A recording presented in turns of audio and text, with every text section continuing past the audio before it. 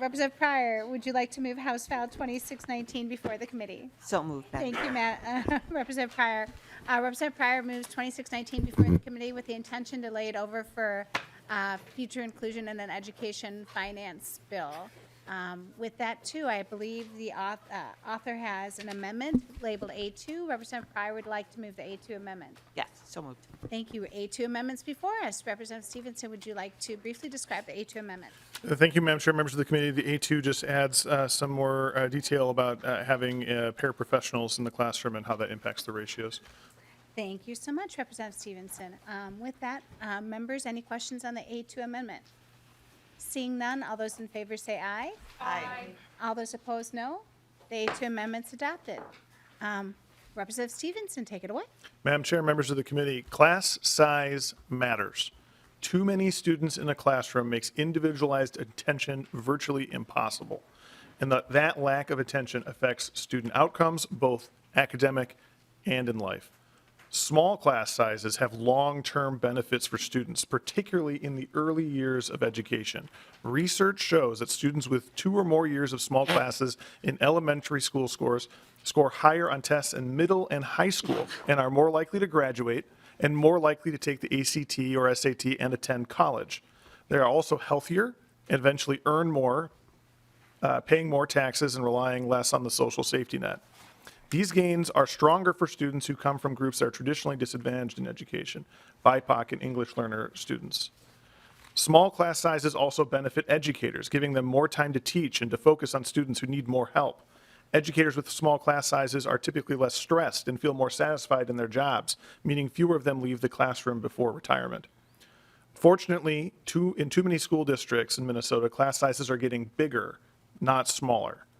Starting in 2024, my bill, House File 2619, addresses this issue by increasing state funding on the formula 20% in Section 1 of the bill and dedicating half of that money each year to reducing class sizes statewide. This is in Section 2 of the bill. A 20% increase in education spending may seem like a lot, and it is, but when we, particularly when we consider the legislature's used to considering requests to increase the formula of 1, 2, maybe 3%. But this is more a reflection of how we failed to adequately fund our education system for more than 20 years. Adjusted for inflation, the state spends less on education today than it did when I graduated from high school in 2002. We are more than 20 years behind. The bill outlines minimum class size ratios the districts must meet, starting no more than 17 students per teacher in grades K through 3, 21 students per teacher in grades 4 through 9, and 23 students per teacher in grades 10 through 12. This is all in Section 2. This has all been done in Minnesota before, and we can do it again. The legislature saw the value in well-balanced class sizes and mandated specific ratios back in the 1990s. The bill does allow for local control as well, and that's also in the bill. We're hearing alarming stories from students, parents, and teachers about student mental health, managing terrible ratios of students to adults in classrooms. If we can do it correctly, we can see real results. Class size matters, and this is a bill designed to make sure we're investing in the place where we can make the most difference. Thank you. Thank you, Representative Stevenson. With that, we have 3 testifiers, and we do have a hard stop at noon. So just keep that in mind, folks, and this bill is being laid over. First up, we have Dr. Killian. Please state your name for the record and proceed. Thank you, Chair Yukim and members of the committee and Representative Stevenson. My name is Dr. Justin Killian, and it's my pleasure to work for the 86,000 members of Education Minnesota, many of whom couldn't be here to testify for you today because they are in their classrooms right now, which are overcrowded and underfunded. Representative Stevenson did a good job of tying this back to the decades of divestment by state and federal government, but I just wanted to add a little bit to this and expand on how class size really does matter for one of the issues that we've talked a lot about this session, and that's literacy. I've sat through a lot of testimony in both chambers, and I've watched a lot of people get up and talk about class size, and we've had a lot of stories about how much it will cost, and we've had a lot of stories about how hard it will be. But what we haven't had a lot of stories about is how we cannot afford not to do this and how vital it is for our students and our educators if we're serious about actually closing that reading achievement gap in Minnesota. I worked with a member this previous summer, ironically, on teacher burnout, and she came to help us build some professional development. to help our members who are very stressed. She's a kindergarten teacher in the South Metro. Due to COVID, due to resignations, due to people being sick, she had 37 kindergartners and no para. She was in a room by herself every day with 37 5-year-olds who needed to learn how to tie their shoes, they needed to learn how to read, they needed to learn how to count, they needed to learn how to use scissors. She was alone. And she made all kinds of excuses about how she was able to do it, and she liked doing it, but that is a lot of 5-year-olds to be in charge of by yourself, and that's unsustainable. Class size is one of the most studied variables in education research, but there's also a lot of confusion about how that research gets deployed. This is often due to research methodology that people don't spend a lot of time thinking about, and we shouldn't do that here. But I will tell you that if you look deeply at the class size research, you will see that reducing class sizes closes literacy gaps in the early years, and we've also confirmed that students who are placed in smaller classes in their primary grades continue to show improved academic achievement, even if their class sizes grow later in their education. We know that reducing class size will be hard. We know that it'll be difficult. That's why there's flexibility in this bill to allow districts to do what works best for them. But we will not stop teacher attrition, and we will not improve reading or math in the state of Minnesota if we keep allowing teachers to have this many students in their classroom. Thank you for your time, and you're going to hear from 2 of our members now. Thank you, Dr. Killian. Next up, Greta Callahan, and then Maria Lee Selmer, sorry.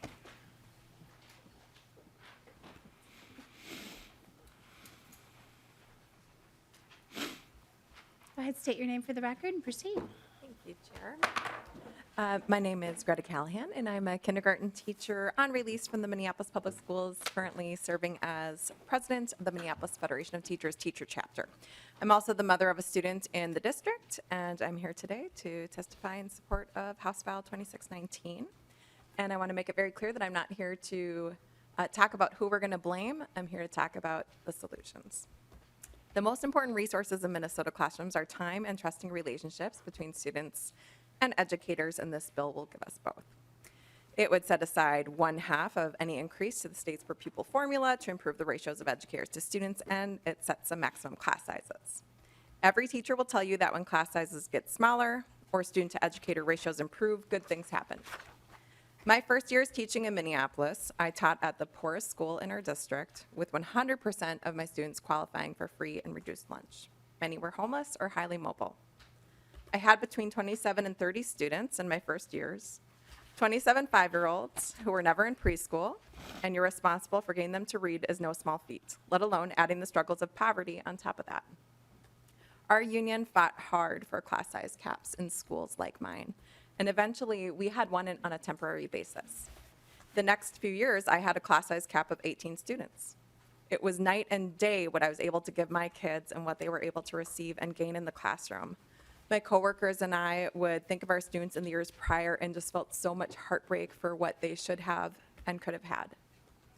With smaller class sizes, we could differentiate instruction, make lessons more engaging, we could adapt to the many personalities that our kids have, and create opportunities for all of our students to shine. Joy comes back and academic achievement increases when we're set up to succeed. But unfortunately, most students in Minnesota are learning in a classroom with too many other students, which affects the quality of education they're receiving. As the speaker before me said, 37 kindergartners in one class. It's not about me trying to teach 37 kids, it's about 37 kids who need to learn in that class. They deserve that individualized attention, differentiated instruction, small groups, the ability to build those relationships. That's impossible when we have kids literally sitting on wall heaters in our classrooms because there isn't the space to provide for more chairs. Overcrowded classrooms are also driving the teacher shortage.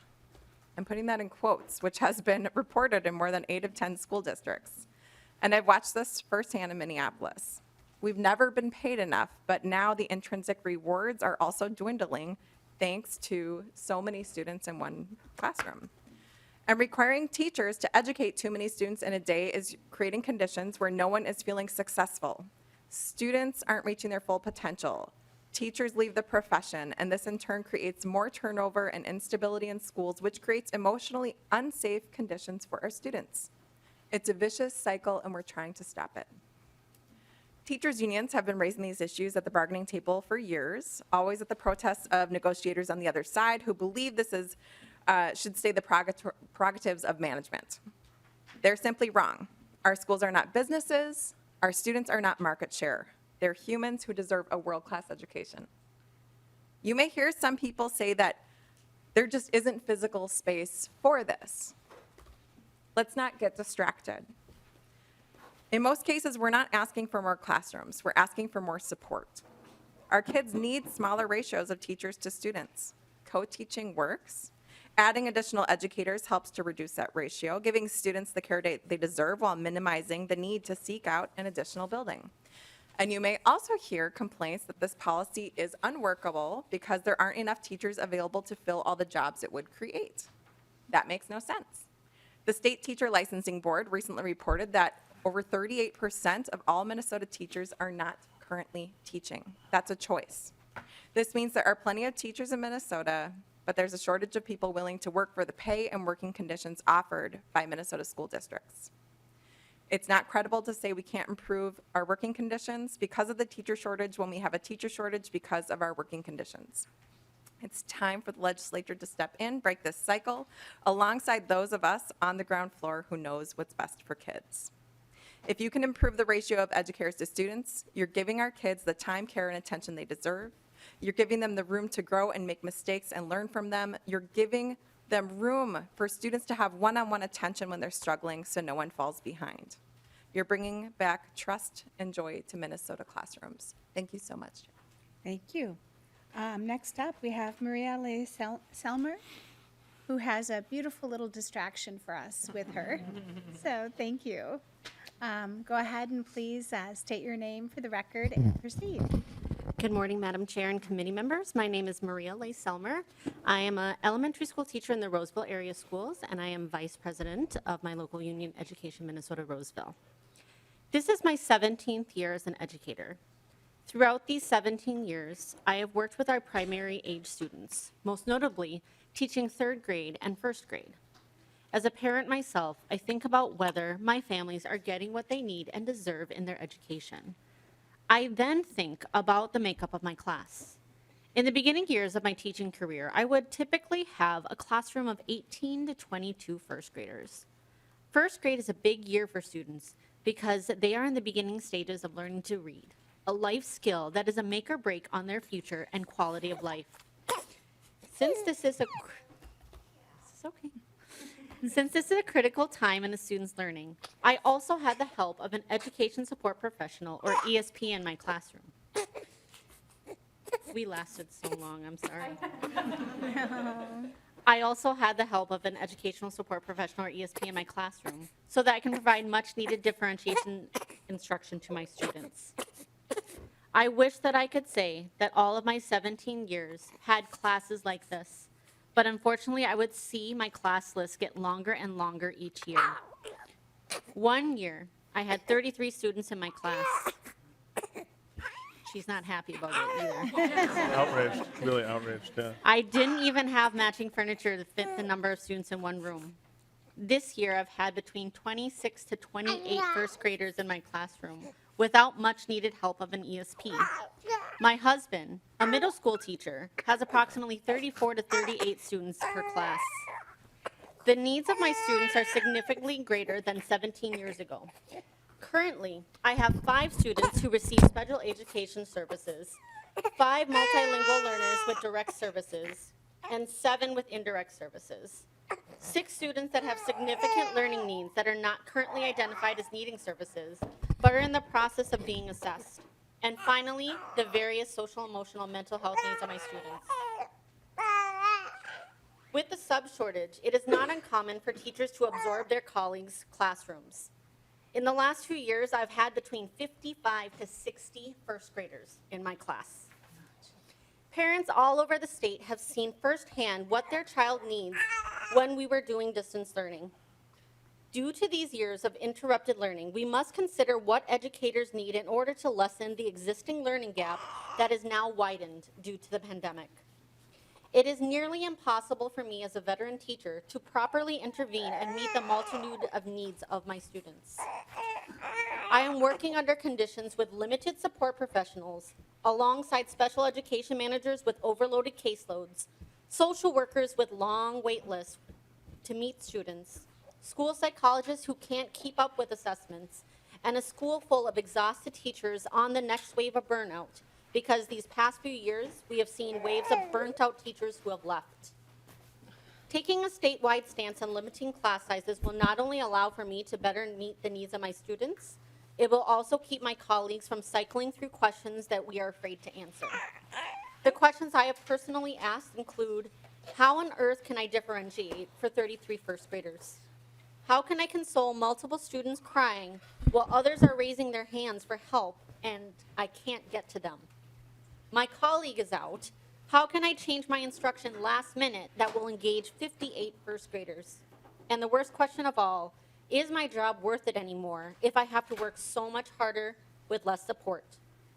Limiting class sizes will meet the academic, behavioral, and social emotional needs of students, create a better learning environment for classrooms and school-wide, and help with educator retention. I urge the committee to consider implementing statewide class size caps so that students, families, and educators can have a workable educational experience. Thank you so much for your testimony and for being here today. With that, members, we have one other public testimony, person signed up for public testimony, Deb Henton.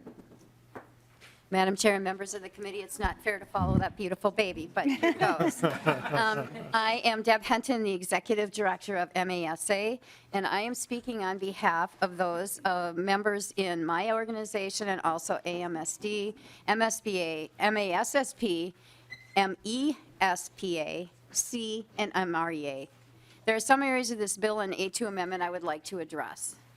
When we saw the increase of the formula allowance to $8,236 in fiscal year 2024, we were delighted, as our school districts have been underfunded for the past 20 years or more. The fixed ratio, we noted that the legislation, in this legislation, 8% of the basic revenue must be dedicated to fixed class size ratios unless otherwise negotiated, or with adding another staff person to each classroom that are above the ratios. The fixed ratios would make it difficult for districts to assume an influx of students. Here's one example. In Columbia Heights, they welcome 400 new students this school year alone. Here's what I heard from other school leaders about the impact of this legislation. Sleepy Eye, the superintendent wonders if paraprofessionals that are funded via Title I, special education, or shared between classrooms could be utilized to come into compliance with this legislation. If those individuals do not qualify to assist with reducing class size ratios, they would need to hire 21 paraprofessionals in K-12. In addition, they would need to add 3 elementary teachers, and at the high school, several more. Hutchinson would need 132 new paraprofessionals at roughly a cost of $3.1 million. Additionally, they would need to add 32 teachers at a projected cost of $2.2 million. Renville County West, they would need 3 additional paraprofessionals and also 3 teachers at a cost of about $165,000, and they would need another specialist in the elementary schools, and their total cost would be roughly around $190,000. Minnetonka, they have 11,000 students, and they would need a paraprofessional in essentially every classroom. Minnetonka has 375 classrooms. This would require Minnetonka to hire 375 paras at a cost of roughly $11 million. With their 11,000 students, the superintendent assumed they are 1/70th of the state's student population. This would mean that this bill would cost almost $900 million. All of this assumes Minnetonka could find 375 new employees who meet the steep requirements listed and want to be paraprofessionals, an area they cannot already fill. As for additional teachers, there is no space in any of their elementary schools to add in the roughly conservative figure of 40 additional teachers that they would need, which signals the potential need for bonds to build more schools, and they would not be the only school district in the state that would need that. Finally, I'll move to St. Michael Albertville. Some of you have heard about their situation in other bills.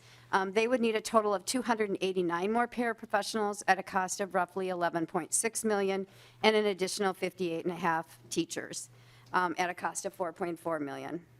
So I'll wrap it up and say in brief, this solution is very costly. It's unrealistic in a time of a critical labor shortage. We believe that determining class size is a managerial right, and we encourage the use of the collective bargaining process. Thank you for the opportunity to testify before you today. I know I stand before you and hopefully a wonderful weekend. So thank you. Thank you. Members, we're going to go right to questions. We have about 10 minutes. And reminder, this bill's being laid over, and we have a hard stop at noon. Members, questions? Representative Kruschak. I can go to the end if there's any other ones, or I can wrap up and we can go home. Representative Pryor. Thank you, Madam Chair. And I think this bill is talking about reality because we're not talking about what schools can do right now. We're talking about what schools should be doing and what our state should be doing in terms of funding education. And this bill lays it out, what the need is, and the way to make sure that every child has a world-class education now and into the future. I know we're in a deep, deep hole, and it's going to take a while to get out, but this bill lays out the pathway to do it. Thank you, Representative Pryor. Representative Sensor-Mura. Thank you. Thank you, Madam Chair. Thank you, Representative Stevenson, for bringing this bill. I think this bill makes a lot of sense. You know, I've talked to different educators about this bill, and I will say, like, it gives educators, like, hope and joy, which is not something I'm seeing a lot right now. And so I think this could be an important lifeline. I had some questions about some of the concerns that were raised by the last testifier, and I'm wondering if you or someone else could talk to this. So, you know, there was a question around, and I think, you know, a real concern we heard about, you know, Columbia Heights got an influx, I believe, of refugee students in a year. How would schools be able to kind of deal with the influxes that we know happen within a year? And then what is the outcome, or what's the kind of accountability that happens if a school is not in compliance with these ratios? Representative Stevenson. Madam Chair, yes, I also was struck by some of the comments that were made there about the number of staff that would need to be hired in any district, and I thought, to Representative Pryor's point, it just shows what we need to do rather than being a reason not to do it. It's like, okay, we're way behind. We need a lot more staff. To your point about the influx, keep in mind that the bill allows a lot of local control and envisions school districts working with education professionals, you know, the educators, to determine a plan to reduce class sizes. So those specific issues that come up in specific districts would be addressed on a local basis. You know, there's not any penalty in the bill, to your last question, but we're trying to provide the resources necessary to accomplish the goal. Thank you. Representative Sensor-Mura, follow-up. No, thank you. And seeing no, Representative Hill. Thank you, Representative Stevenson, for bringing the bill. I think this is an important conversation to have. Recently, having hosted a birthday party for a 6-year-old that included 5 6-year-olds for 90 minutes. We barely got out the door. And so thank you to our folks that provided testimony, and the conditions that they described are real. They're ongoing, and this is the conversation we need to be having about the future of Minnesota. So thank you, Representative Stevenson. Thank you, Representative Hill. With that, Representative Kruschak. Thank you, Madam Chair. Thank you, Representative Stevenson, for the bill. So just my quick comments. Great, Minnesota's trying to take the collective bargaining back to the state level out of our local schools. We see these bills from time to time. The reality of this, though, members, if this gets in, it's going to constrain all the other budget side. It just simply, how many teachers, how many classes won't we be able to offer because we're just increasing numbers? And we're doing that at our level. The fact of the matter is, everyone's talking class sizes in these schools. You've all been in your schools as well as I have. It's best that the teachers and the collective bargaining units conversations work best in those schools. They are working through what they know the best. So, I mean, my just quick back of the envelope numbers is this would be about a $3 to $4 billion ask. We have a $3 to $4 billion ask for pensions, if we put a 5 and 5 out there, and then you start to look at the family paid leave and all that, we're out of money. We're just simply out of money. So I get it. We're trying to have this conversation. People can go back and say they fought for ratios. But if this goes forward, I think it's going to just tie our hands onto what we really could do and how we could really help schools. So good luck, Ed Minnesota. Thank you, Representative Crucian. Actually, since bargaining came up, I have to toss it over to Representative Jordan because she does have a bill to talk about that. I do, Madam Chair. And right now in statute, that class sizes are not one of the subjects of bargaining. Student to staff ratios are not currently a subject of bargaining. And so if we want to make sure that educators have the ability to bargain over staff sizes, we need to allow them to do that. This is a real problem. We've all heard it, and this is something this is a solution. So I really want to thank Representative Stevenson for actually proposing a solution from the concerns that he's, I'm sure, hearing from educators in his district, because I'm hearing from the educators in his district that class sizes are an issue. And it's not just Representative Stevenson's district. In my district, where class sizes are an issue, they're an issue across the state. And so making sure that we have the tools to do this is something that we need to put on the table. Representative Stevenson is proposing money on the table. I propose just allowing educators to actually bargain over class sizes, which is currently not in the scope of bargaining for educators in this state. So I think we need to get real about this. We need to put solutions on the table, and Representative Stevenson has done just that. So thank you, Representative Stevenson, for doing so. Thank you. Representative Stevenson, final comments. Madam Chair, Representative Jordan's right. I am hearing from educators in my district, most notably my wife, who teaches at Coon Rapids High School, where her class sizes are above 30 in the best case scenario, 7 above what this bill is shooting for. That doesn't work. It's causing huge harms to our students. It's causing huge harms to our teachers who are leaving the profession at record rates. We need to get this down. Minnesota is the education state.